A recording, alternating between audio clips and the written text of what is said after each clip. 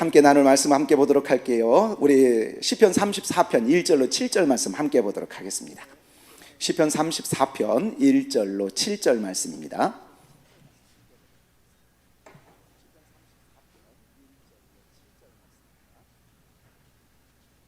자, 시편 34편 1절로 7절 교독하도록 하겠습니다.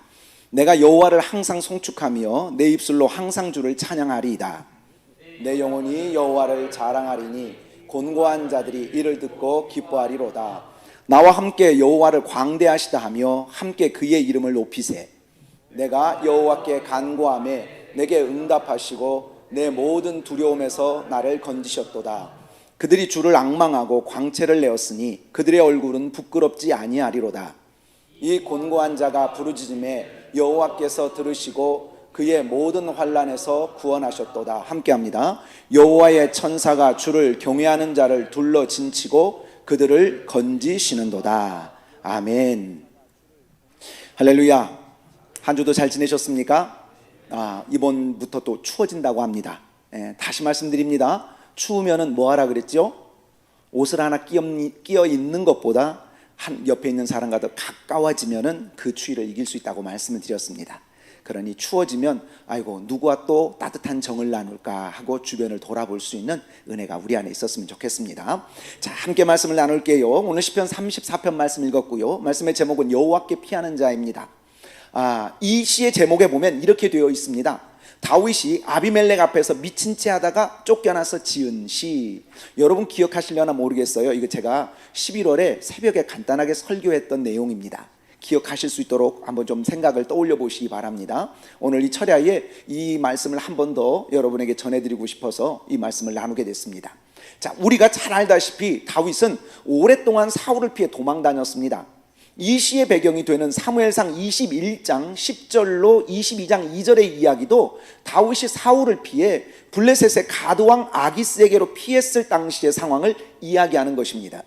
다윗은 골리앗 사건이 있으므로 환대를 받은 것이 아니라 목숨의 위협을 당하는 상황에 처해지게 됩니다. 사울은 자신의 왕좌가 다윗으로 인해 위협받고 있다고 생각하고 다윗을 죽여 그 싹을 자르려고 했습니다. 그러다 보니 사울은 쫓고 다윗은 쫓기는 일이 반복되었죠. 그러던 중 다윗이 사울을 피해 블레셋으로 내려갔고 블레셋 사람들도 골리앗을 죽인 다윗을 알아봤던 것입니다. 사무엘상 21장 11절 보도록 할게요. 자, 함께 한번 읽어볼까요? 시작. 아기스의 신하들이 아기스에게 말하되 이는 그 땅의 왕 다윗이 아니니까 무리가 춤추며 이 사람의 일을 노래하여 이르되 사울이 죽인 자는 천천히요 다윗은 만만이로다 하지 아니하였나이까 한지라. 여러분, 그런데 이 말이 칭찬일까요? 아니면 경계일까요? 칭찬처럼 들리긴 하지만 이건 다윗에게 그 땅의 왕에 대한 두려움으로 들렸던 거예요. 그도 그럴 것이 다윗이 피한 곳이 블레셋의 가드왕 아기스 앞이었습니다. 골리앗이 블레셋의 가드 사람이었음을 기억한다면 적진 한가운데로 들어간 꼴이 된 것이지요. 그래서 다윗이 그 자리를 피하고 살기 위해 한 행동이 오늘 시의 배경이 되는 것입니다. 사무엘상 21장 13절에 이렇게 되어 있지요. 그가 살기 위해 산 방법이 뭐였냐면 그들 앞에서 그의 행동을 변하여 미친 채 하고 대문짝에 그적거리며 침을 수염에 흘리매. 그러자 블레셋 왕이 그의 신하들에게 말합니다. 14절로 15절에 이렇게 말하죠. 너희도 보거니와 이 사람이 미치광이로다. 어찌하여 그를 내게로 데려왔느냐. 내게 미친광이가 부족하여서 너희가 이 자를 데려다가 내 앞에서 미친 짓을 하게 하느냐. 이 자가 어찌 내 집에 들어오겠느냐 하니라. 이리하여 다윗은 그 순간을 벗어나 아둘람 굴로 도망하게 되고 그곳에서 한 무리의 우두머리가 됩니다. 사무엘상 22장 2절은 이렇게 말하죠. 환난당한 모든 자와 빚진 모든 자와 마음이 원통한 자가 다 그에게로 모였고 그는 그들의 우두머리가 되었는데 그와 함께한 자가 400명 가량이었더라. 이런 배경에서 보면 다윗이 블레셋에 간 것은 사울을 피해서였습니다. 그런데 피한다고 들어간 곳이 적진 한가운데였고 이제 다시 블레셋 왕을 피해 아둘람으로 와서 이 시를 쓰고 있다는 거예요. 다윗의 심정이 되어 이 시를 천천히 한번 다시 들어보시기 바랍니다. 자, 제가 읽어드릴 테니까 다윗의 심정이 되어서 이 시를 다시 한번 천천히 음미해 보시기 바라요. 내가 여호와를 항상 송축하며 내 입술로 항상 주를 찬양하리이다. 내 영혼이 여호와를 자랑하리니 곤고한 자들이 이를 듣고 기뻐하리로다. 나와 함께 여호와를 광대하시다며 함께 그의 이름을 높이세. 내가 여호와께 간구하며 내게 응답하시고 내 모든 두려움에서 나를 건지셨도다. 그들이 주를 앙망하고 광채를 내었으니 그들의 얼굴은 부끄럽지 아니하리로다. 이 곤고한 자가 부르짖음에 여호와께서 들으시고 그의 모든 환난에서 구원하셨도다. 여호와의 천사가 주를 경외하는 자를 둘러 진치고 그들을 건지시는도다. 이 사건은 다윗에게 있어 참으로 수치스러운 사건으로 기록될 수 있는 이야기입니다. 침을 흘리며 미친 채 했던 행동이 자랑할 만한 내용은 아니지 않습니까? 그런데 우리 생각과 달리 다윗은 이 모든 과정을 하나님의 보호하심과 건지심이라 표현하고 있다는 거예요. 어쩌면 우리에게도 그런 과거가 있을 수 있습니다. 그런데 우리는 그런 사건을 부끄러운 과거라 치부하고 말도 꺼내기 싫어할 텐데, 그래서 우리는 그걸 뭐라고 그래요? 내 과거의 아픈 역사들을 흑역사라고 하잖아요. 내 인생에서 지웠으면 하는 시간이라고 말도 한답니다. 하지만 다윗은 그 사건을 하나님의 보호하심으로 재해석하고 있다는 거예요. 다윗의 삶에 우연이란 존재하지 않았습니다. 다시 말씀드립니다. 다윗의 삶에 우연이란 존재하지 않았어요. 이 말은 자신의 모든 삶은 하나님의 인도하심이라는 것입니다. 그러하기에 내게 일어나는 모든 일들엔 하나님의 계획하심과 간섭하심이 있다는 거예요. 뿐만 아니라 다윗의 시간에 홀로란 없었습니다. 어찌 보면 다윗처럼 외로운 사람도 없었어요. 그는 어릴 적부터 아버지에게 인정받고 형들과 어울려 자란 사람이 아니었습니다.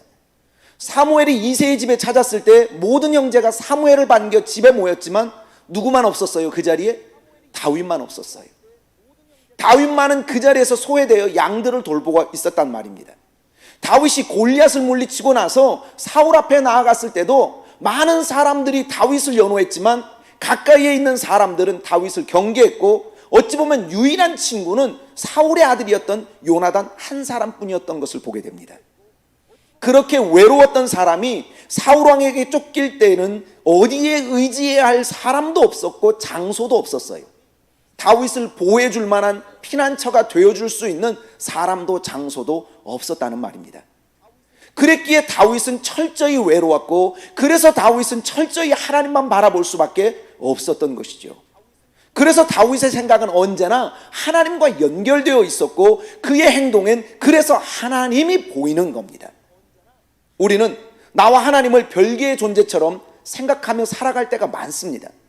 내가 의지적으로 하나님을 믿어야 하고, 또 시간을 내서 하나님 앞에 기도해야 하고, 내가 원치 않지만 순종해야 하는 것까지 우리는 하나 될 수 없는 관계를 의지적으로 하나 되게 만들려고 노력하는 모습을 보이는 거예요. 생각해 보세요. 내가 믿음이라는 거를 자연스럽게 꼭 숨쉬듯, 아니면 내 삶에서 모든 것들이 이루어지는 그 의식주처럼 믿음이라는 게 내 몸에 스며드는 게 아니라, 우리는 우리의 의지를 가지지 않으면 믿음이 어느 순간 뚝 하고 끊겨버려요. 여러분, 의지를 가지지 않으면 새벽 예배 할 수 있습니까? 여러분은 그냥 눈 뜨면 새벽에 나올 수 있을지 몰라도 웬만한 사람들은 새벽에 알람을 3개, 4개, 5개 맞춰놔요. 5분 단위로 울려야 그래도 첫 번째 끄고 두 번째 끄고 세 번째 끄고 네 번째에서야 깨가지고 눈 비비고 나올까 말까예요. 여러분, 우리가 예배하고 드려지는 모든 것들이 얼마나 우리의 의지를 발동시키는지 몰라요. 그러니 하나님이 우리에게 자연스러운 분이 아니라 정말 어렵게 힘겹게 믿어야만 믿어지는 분처럼 여겨지고 있다는 거예요. 여러분, 믿음이 너무나 그냥 내 옷 입은 것처럼 편안하십니까? 믿음 생활하는 게 나는 기도가 너무 편해, 이러신 분 있으면 손 들어 봐 주세요. 없을 줄 알았어요. 여러분, 그렇게 기도라는 게 편하고 막 좋아서 와서 기도하는 분 죄송하지만 없어요.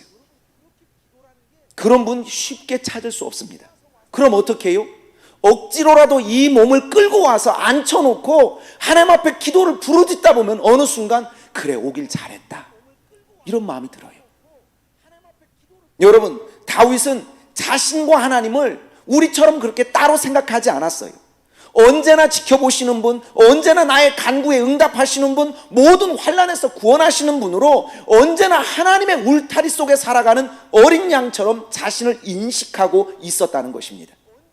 그러했기에 수염에 침을 흘리며 미친 척하며 그 자리를 벗어난 후에 아둘람에 와서 자신을 돌아보니 부끄러운 내 모습이 보이는 것이 아니라 지키시고 구원하시는 하나님이 보였다는 사실이에요.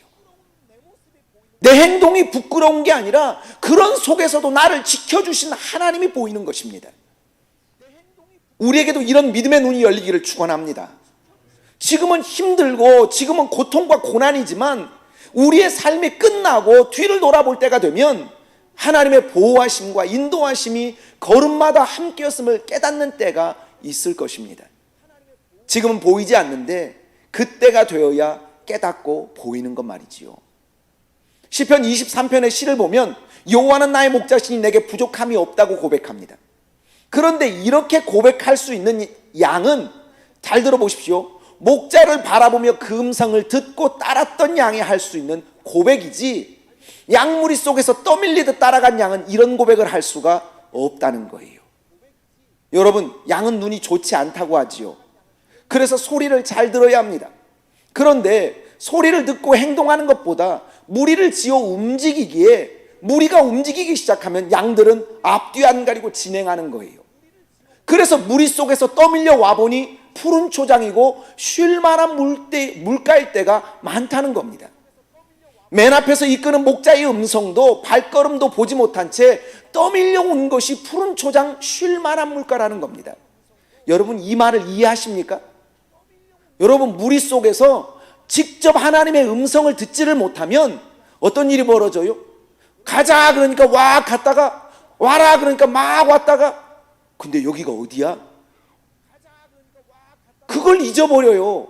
내가 하나님의 음성을 듣고 하나님의 뒷모습을 바라보고 따라가야 하나님이 나를 여기까지 이끌었다고 고백할 수 있는데 그게 아닌 거예요. 여러분, 다시 말씀드려요. 맨 앞에 이끄는 목자의 음성도 발걸음도 보지 못한 채 떠밀려 온 것이 푸른 초장 쉴 만한 물가라면 여러분, 그 사람은 어떤 고백을 할까요? 하나님이 나를 여기까지 인도했다고 고백할까요? 아니면 내가 살아내보니 여기 왔다고 고백할까요? 그러다 보니 스스로 살아낸 삶이라고 말하는 오해가 생겨나는 거예요. 내가 내 인생 얼마나 힘겹게 살았는지 아냐고, 내가 얼마나 버겁게 살아 여기에 지금 이 자리에 왔는지 아냐고 이렇게 고백을 하는 거예요. 그러나 생각해 보세요. 맨 앞에서 목자를 따랐던 양은 그의 음성을 들었고 그의 뒷모습을 보았으며 그분이 멈추는 곳에서 멈추니 푸른 초장 쉴 만한 물가에 그때 도착했음을 깨닫게 되는 거예요. 누가 나를 거기까지 이끌어 오신 거예요? 나의 목자가 거기까지 나를 이끌어 오신 거예요. 그런 고백을 할 수가 있는 거지요. 그러니 같은 길을 걸어왔어도 누군가는 인도함을 받았다 말하고 누군가는 떠밀리듯 살아왔다고 고백하는 것입니다. 여러분 인생은 인도함을 받은 인생입니까? 아니면 떠밀려온 인생이십니까? 우리 신앙인에게도 이 차이를 발견하게 되는 거예요. 날마다 기도하는 사람과 그렇지 않은 사람의 차이가 이런 고백을 만들어내는 것입니다. 기도하는 사람은 모든 걸음을 인도하시는 분이 여호와 하나님이라는 것을 고백합니다. 그래서 하나님의 말씀에 귀를 기울이며 그 말씀을 순종하는 거예요. 시편 119편 105절은 이렇게 말씀하죠. 주의 말씀은 내 발의 등이요 내 길의 빛이니이다. 하나님께서 내 앞에 빛을 비춰주셨기에 여기까지 올 수 있었고 매 순간을 이길 수 있었다는 거예요. 우리는 지금도 그런 하나님의 인도를 받기 위해, 그런 하나님의 인도를 받기 원해 몸부림쳐 기도하는 것 아닙니까? 내 힘으로 사는 인생이 아니라 하나님의 인도를 받는 인생이 되기 위해서 말입니다. 우리는 양무리 속에 있어도 목자의 음성에 귀를 기울여야 합니다. 여러분, 왜 기도하라고 그렇게 소리를 칠까요? 우리가 기도하지 않으면 우리는 그냥 양무리 속에 떠밀려가는 인생이 될 수 있기 때문에 그래요. 우리가 기도함으로 나를 이끄시는 하나님을 직접적으로 만나고 듣고 보아야만 내 인생을 하나님께서 견인해 가신다는 사실을 깨닫게 되는 거예요. 근데 기도를 안 하는 거예요. 하나님의 음성을 안 들어요. 보지도 않아요. 어떻게 해요? 앞에 사람이 가면 나도 그냥 가고, 앞에 사람이 멈추면 나도 그냥 멈춰서 저 사람 바라보며 내 신앙의 기준이 저 사람이 되는 거예요. 장로님이 저렇게 하네? 그럼 나도 저렇게 하면 되겠지. 아유, 권사님이 저렇게 하네? 그럼 나도 저 정도 하면 되겠지. 그게 내 기준이 되는 거예요. 하나님의 감동이 어디 있느냐는 거예요. 내가 하나님의 음성을 듣고 하나님이 내게 주신 마음대로 그 감동으로 살아가는 삶이어야 하는데, 눈치 보며 사는 삶이라는 게 얼마나 힘들고 부끄러운지 아시잖아요. 여러분, 우리의 믿음이 어떻습니까? 오늘도 하나님의 음성을 들으십니까? 무리 속에 있다고 목자의 음성에 귀를 기울이지 않고 무리가 진행하는 대로 쓸려다니다 보면 자신이 왜 거기에 있는지를 잊어버릴 때가 많다는 거예요. 그리고 그렇게 무리 속에 밀려다니는 양은 다른 게 보이지 않습니다. 발에 걸리는 돌에 불평하고 주변에서 밀어대는 다른 양들로 인해 원망하는 거예요. 밀려다니는 사람은 뭐가 안 보여요? 목자가 안 보여요. 사람의 군중에 의해서 밀려다니는 사람은 나를 이끌고 계시는 목자가 안 보여요. 그의 음성도 들리지가 않아요. 어쩌면 양이 진행해야 하는 방향은 정해져 있습니다. 목자의 음성에 귀를 기울이는 양도, 무리 속에 어우러져 쓸려가는 양도 같은 방향을 향해 나아가는 겁니다. 하지만 목자의 음성을 듣고 나아가는 양은 자신이 왜 거기에 있는지 안다는 거예요. 그 과정이 거칠고 힘겨워도 목자의 음성을 듣는 양은 그 길을 주목하는 것이 아니라 자신을 이끄는 목자를 신뢰함으로 환경이 아닌 목자만을 주목하여 따른다는 거예요. 여러분, 우리가 지금 기도의 자리에 달려나왔습니다. 여러분은 지금 무엇을 보길 원하십니까? 무엇을 듣기를 원하십니까? 여러분이 지금 목사의 음성을 들을 수도 있습니다. 하지만 저는 여러분이 목사가 전하는 말씀을 통하여 하나님의 음성을 들을 수 있었으면 좋겠습니다. 혹여 목사가 잘못 전할 수 있습니다. 그러나 여러분은 잘못 전하는 것은 저게 잘못됐는지 잘못되지 않았는지를 분별하고 판단해서 그 속에서 하나님이 말씀하시는 음성을 골라 들을 수 있어야 돼요. 그래서 하나님의 음성을 듣고 행할 수 있는 그런 신앙인이 되어야 합니다. 눈치 보며 사는 인생이 되지 않기를 정말로 축원합니다. 여러분, 다른 사람이 나를 높은 곳에 올려주지 않아요. 다른 사람이 내 인생을 대신 살아주지 않아요. 여러분, 우리가 바라봐야 할 건 누구예요? 목자 되신 예수 그리스도. 우리가 듣고 따라갈 음성 누구예요? 하나님의 그 거룩한 말씀으로 들리는 음성. 우린 그 음성을 듣고 따라가야 하는 것 아닙니까? 여러분, 사람들의 떠드는 소리에 귀 기울이지 마세요. 그 소리를 들으면 내 방향이, 내 걸음이 흩어져요. 내가 가야 할 방향을 바로 못 잡고 사람들의 말에 좌지우지하게 돼요. 그러니 내가 직접 하나님을 만나 하나님의 음성을 듣고 그 하나님의 원하심을 따라 오로지 난 주님만 바라보고 갑니다. 나는 믿음으로 달려갈 수 있기를 축원하는 겁니다. 그러니 이 목자의 음성을 듣는 양에게 있어 가장 절망적인 상황은 언제인지 아십니까? 길이나 환경이 양에게 절망을 주는 게 아닙니다. 이 양에게 가장 절망적인 순간은 목자의 소리가 들리지 않을 때인 거예요. 아무리 푸른 초장에 앉아 있어도 목자의 음성이 들리지 않으면 이 양은 불안하고 두려운 거예요. 이게 우리들인 거예요. 푸른 초장 쉴 만한 물가가 중요한 게 아니라 거기까지 인도하신 목자가 함께 있는 게 중요한 거예요. 여러분 알잖아요. 동물의 왕국 같은 데 보면 웅덩이 하나에 많은 동물들이 와서 물을 먹어요. 물을 먹으면 그 속엔 누가 있어요? 악어가 있죠. 거기서 나를 노리는 악어가 그 속에 들어있어요.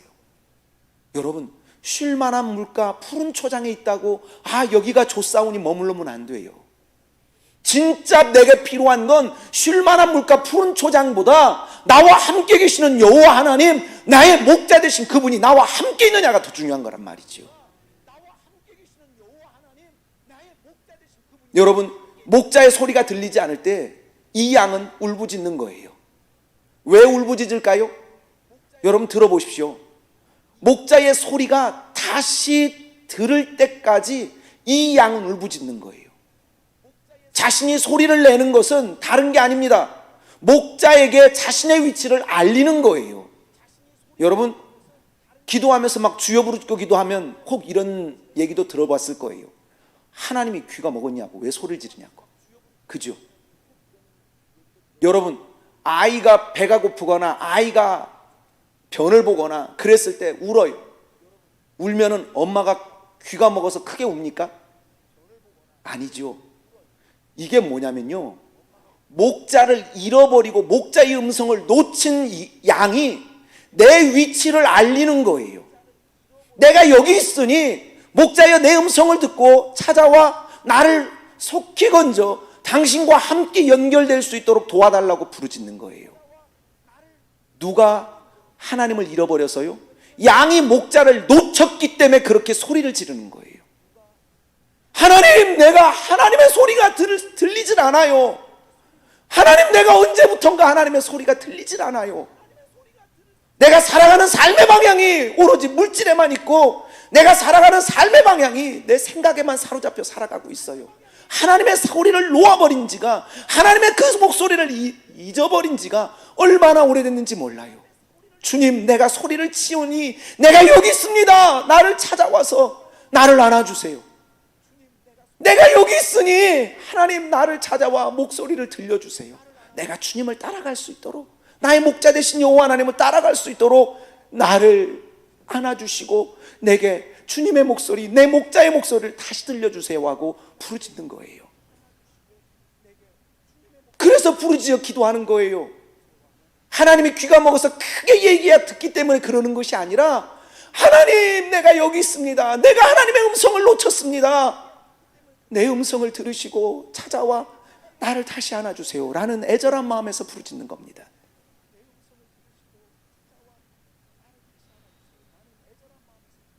그리고 다시 목자를 만났을 때 비로소 양은 평안을 누리는 겁니다. 왜 우리가 부르짖어야 합니까? 무엇인가를 해달라는 간절한 요구이기보다 내가 여기 있음을 알리는 몸부림이에요. 여러분, 지금 나의 삶은 어떻습니까? 목자의 음성을 들으며 그분의 인도를 따라가고 있습니까? 아니면 무리 속에 속해 이리 밀리고 저리 치이며 목자의 음성과는 상관없이 불평과 원망을 하며 군중 속의 한 사람으로 그렇게 이리 밀리고 저리 밀리며 그렇게 살아가고 있습니까? 여러분, 올 한 해를 살아오면서 내가 지금 1월에 밀려 2월에 가고 2월에 밀려 3월을 산 것이 아니라 첫날부터 하나님의 음성을 듣고 하나님이 말씀하신 그 길 따라서 한 걸음 한 걸음 여기까지 달려왔습니까? 아니면 모두가 쓸려가는 그 길에 나도 그냥 와보니까 어느 순간 12월에 도착해 있습니까? 양무리 속에 섞여 있다 할지라도 우리는 각자가 목자의 음성을 들어야 합니다. 누군가 듣고 내게 전해주는 소리가 아니라 내가 직접 목자의 음성을 듣고 따르는 믿음이어야 한다는 거예요. 이제 떠밀려가는 위치에서 나와야 합니다. 무리 속에서 나와야 합니다. 무리 속에 있으면 편해요. 그냥 가면 따라가면 되니까 편해요. 하지만 진짜 우리가 살아야 할 삶의 방향은 무리 속에서 무리지어 그게 힘이 아니고 하나님의 음성을 듣고 확신을 가지고 달려가는 것, 그게 믿음의 백성의 힘인 줄 믿습니다. 이젠 앞으로 당당히 나와 목자의 음성을 듣고 순종하며 그분의 인도함을 받는 사람들이 되시길 축원합니다. 더 이상 주변 사람들을 의지하려 하지 말고 내가 직접 하나님을 만나고 그분의 음성을 듣기 위해 몸부림쳐야 합니다.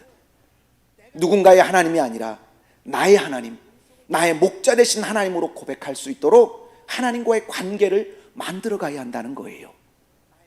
여러분, 그래서 기도해야 한다고 말하는 겁니다. 기도하지 않으면 다른 사람 이야기만 듣고 따라가요. 목사님이 이렇게 얘기하니 이게 옳은 길이니까 갑시다. 여러분, 목사 얘기도 너무 믿지 마세요. 목사가 말해서 옳은 것이 아니고 목사님이 성경을 푸는데 성경이 이 말씀인 것 같으니 하나님의 말씀이 이러하니 내가 이 말씀을 따르리라, 그렇게 가세요. 왜 제가 이 말씀 드리는 줄 아세요? 사람들이 그 권위 앞에 무작정 순종하면 이단에 빠지고 잘못된 길을 걷기도 해요. 그러니 사람의 말에 귀를 기울이지 말고 하나님의 말씀에 그러한가 하여 그 말씀을 묵상하고 또 되뇌어서 그 말씀이 나를 이끌어 가도록 해야 한다는 거예요. 여러분, 기도의 자리에 잘 오셨습니다. 나를 이끄시는 목자를 놓치고 다른 사람들의 신앙에 의지해서 여기까지 달려왔다면 이제는 부르짖는 기도를 통해 나의 목자 되신 하나님을 만나는 은혜가 있기를 축원합니다. 매일 매 순간 목자의 음성에 귀 기울여 그 소리에 내 삶의 방향을 정하고 그분의 인도함에 나의 모든 것을 맞출 수 있기를 축원합니다. 여러분, 하나님을 만나십시오. 하나님의 음성을 들으십시오. 세상 소리에 귀 기울이기보다 나의 목자 되시는, 나를 이끌고 가시는 하나님의 목소리에 귀를 기울이고 오늘도 그분의 음성 붙들고 하나님, 내가 순종하겠습니다. 주님 말씀 순종하겠습니다.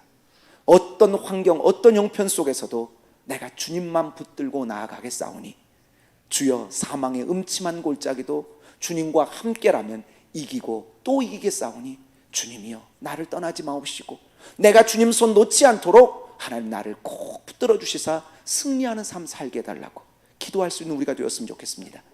우리 성함교회는 그렇게 말씀의 삶, 기도의 삶을 살아 하나님의 인도를 받는 그런 귀한 교회가 되어야 합니다.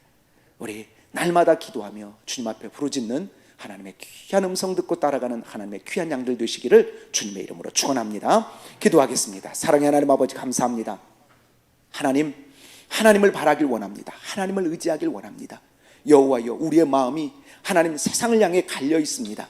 하나님, 믿음이라고 말하지만 행동은 하나님 군중 속에 떠밀려가듯 그렇게 행동할 때가 얼마나 많은지 모릅니다.